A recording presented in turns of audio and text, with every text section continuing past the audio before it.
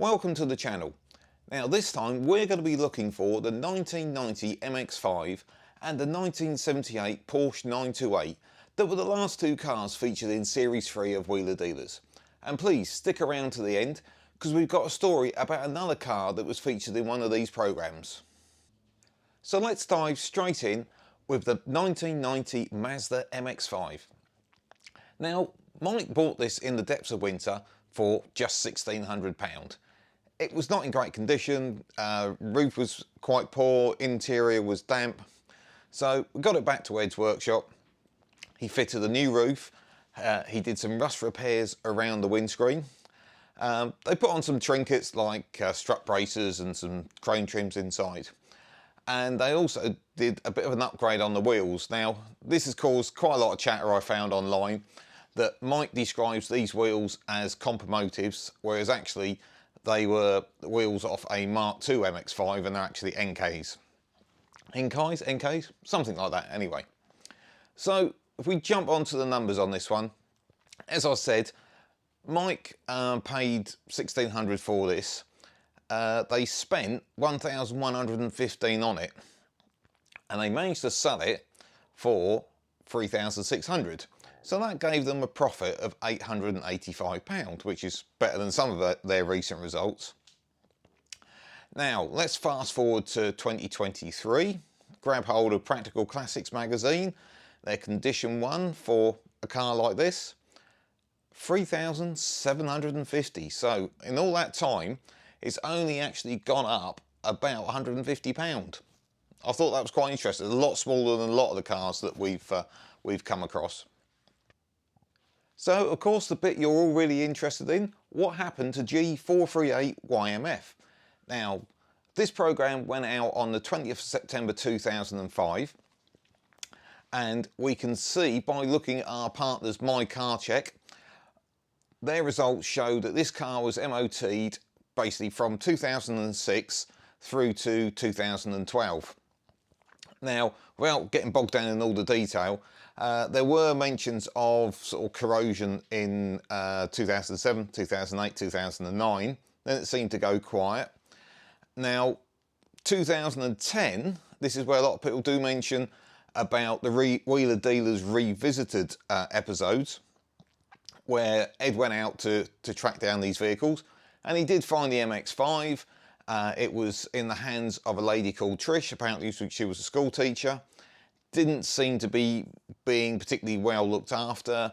There was some quite bad sort of body repairs on it, and when he checked the oil it wasn't even reaching the bottom of the dipstick. Overall she didn't seem overly concerned about the state the car was in. I think it was just a cheap daily driver at that time. Now we move forward a bit from there to 2012. This is when the last MOT it passed went through, and that was in the August, and there are mentions on there of corrosion in, I'm going to have to read this, the seals, the floors, the chassis rails, the arches and the front and rear suspension. So it was obviously starting to deteriorate quite heavily there. Now interestingly, from 06 through to 2012, it had only done 18,000 miles, so it wasn't being sort of heavily used during that period of time. But of course, now it's sort of dropped off the MOT radar. It starts to get more difficult to find out what's happened. So back to My Car Check. We've got no record of any certificate of destruction, so it doesn't appear that it's been scrapped. So of course, what do we do then? We start going around and poking the corners of the internet, don't I? Now, there's a great post on the Jap Classifieds website, which is here, and they did an article searching out, a bit like we're doing, but just the Japanese cars that were featured. And below it, there's this great comment, and this is in April 2014, where someone's actually spotted it on the driveway of a house in Kingston, Surrey in the UK. Now this again is the same area where this teacher Trish allegedly owned the car. So this is all sort of tying in together, but obviously it's not looking particularly well loved. And then in the December of that year, on the MX5 Nuts website or forum, they also mentioned that this car was on a driveway and had been seen recently. So then it goes quiet for a little bit. I found a post which unfortunately links to an advert I'm unable to date, but said it had been on piston heads being advertised as a project or restoration project, that kind of thing. But so this is sometime obviously after it's failed its last MOT in 2013. So goes quiet again, and then we go full circle and we come back to the Jap Classifieds website with their long sort of bit on the Japanese cars from Wheeler Dealers. And this comment appeared from John Cullis, who said, oh, I've got this car, I'm restoring it and I'm going to be taking it to Italy. And this was in 2016. They reached out to him and we've done the same, had no response, and there's been nothing sort of thereafter that I can find on this car. The only thing I've got, going back looking through the My Car Check report, the previous owner acquired it in 2016 April. Now, if this John Cullis story can be verified, that sort of ties in with maybe someone acquiring it with the ambition to restore it. And then the current keeper was 2017. So it's been active up until about 6 years ago. So it's possible it's still about around 2016, 2017. Tighter rules were coming in to make sure people registered cars as scrap and so on. So it might still be out there, but I don't know. I can't find out, but you guys out there, you might be able to help me. So if you know where it is, please do get in touch. So on to the last car of Series 3, and that was a 1978 Porsche 928. Now, this program first went out on the 27th of September 2005. Now, on screen, Mike is seen buying this from a chap who's had it parked up for some time. It's not been used for at least 4 years. And if you want the backstory to this, we'll put the link below. But actually, on Mike Brewer Motoring's own webpage, there's a great detail of the story of this car. And apparently, it was obviously built in Stuttgart, where all sort of Porsches were at that time. It was then shipped out to Hong Kong. I think it came back to the UK somewhere in the 1990s. Its last time it was taxed was 1978. And like I say, it'd been parked up for at least 4 years when they bought it back in 05. Now, how this had come into the ownership of the vendor was it had actually been taken in against the bad debt by a local garage and then passed on to this chap to sell. So the car's in the hands of Ed. He has to give it a full respray, so our good friend Dick is back to do that job for him. Because it'd been standard, it needed new calipers and pads, and Ed gave it a full engine service, got it all back up and running, sort of new battery, that kind of thing. And then the contentious bit, which whatever post there is out there about this car on the internet, everyone seems to get quite excited about, is that Mike went along and did a swap for the BBS split rims that were on the car, which I understand were quite a high value, and swapped them back for the original telly dials. Now, I'm a bit of an original freak with all the stuff I do, so I understand why Mike wanted to do that, but apparently they reckon that was not the best deal that he could have done on those. But he fitted new tyres on the telly dials, put them on, and they sold the car on. Now, doing the numbers on this, they purchased it for just £1,600. With all the costs of the respray, the wheels and everything else, it cost them a total of £4,950 to do that car, and they sold it for £6,000. Now, that gave them a profit of £1,050. Or did it? Let's go back to this Mike Brewer motoring post, and there's a letter on here from Discovery Channel, and it actually details the actual costs of this car. Now, it was a total cost including buying it, transport and all the bits and pieces, and you can go follow the link below, you can go and have a look for yourself, but the real costs of this car were £10,012. Apparently, for example, the on-screen labour that was shown was £1,500, the off-screen labour was £2,000. So yeah, I'll let you go and work on that one.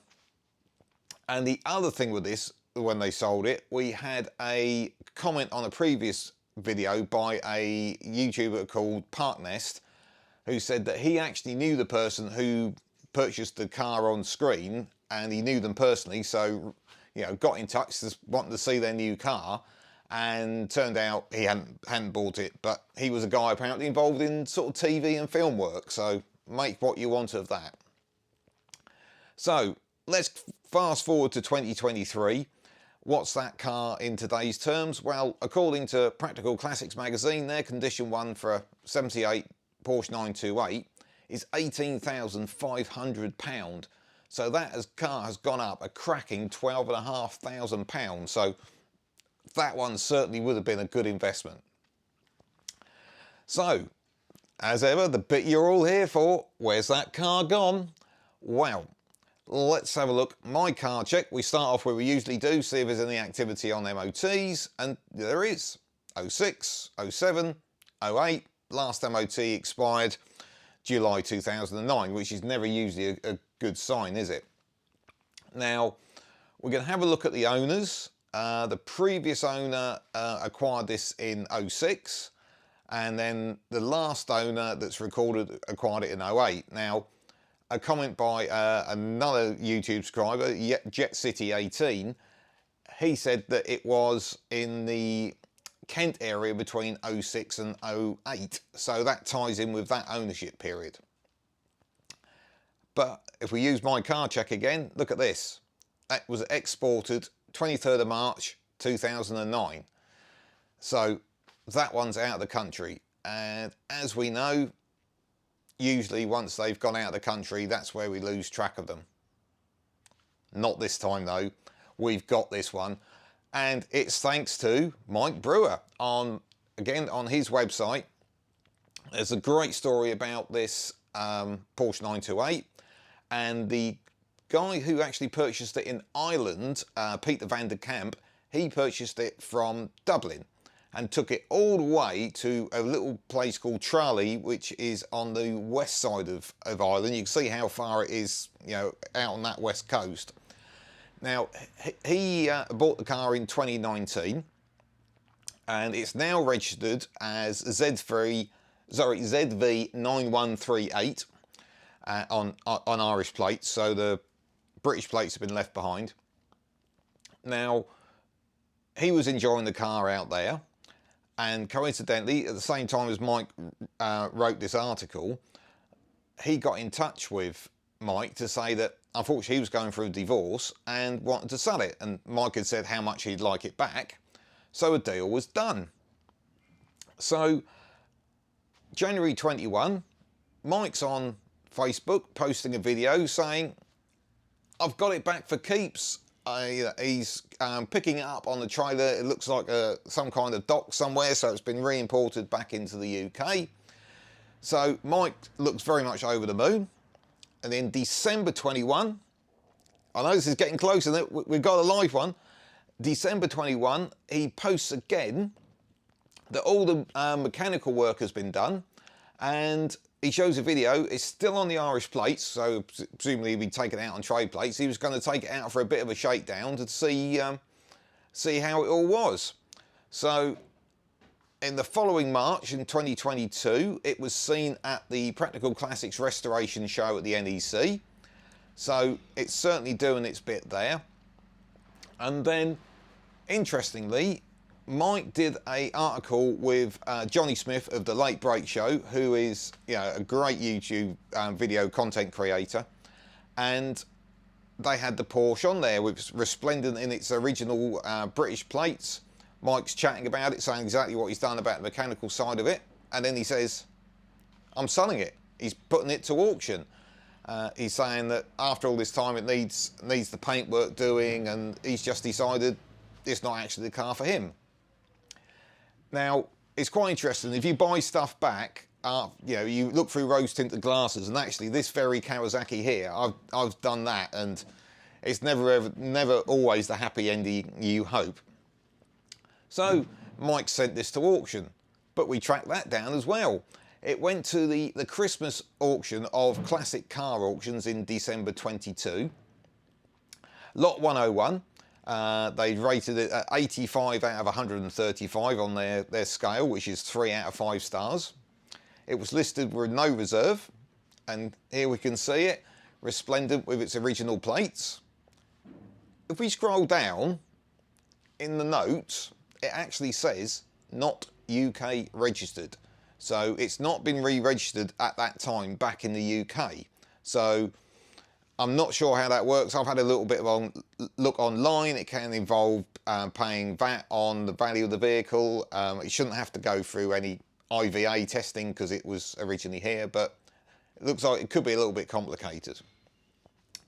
But anyway, it went to auction and it made £10,125 plus fees. So that's it, unfortunately.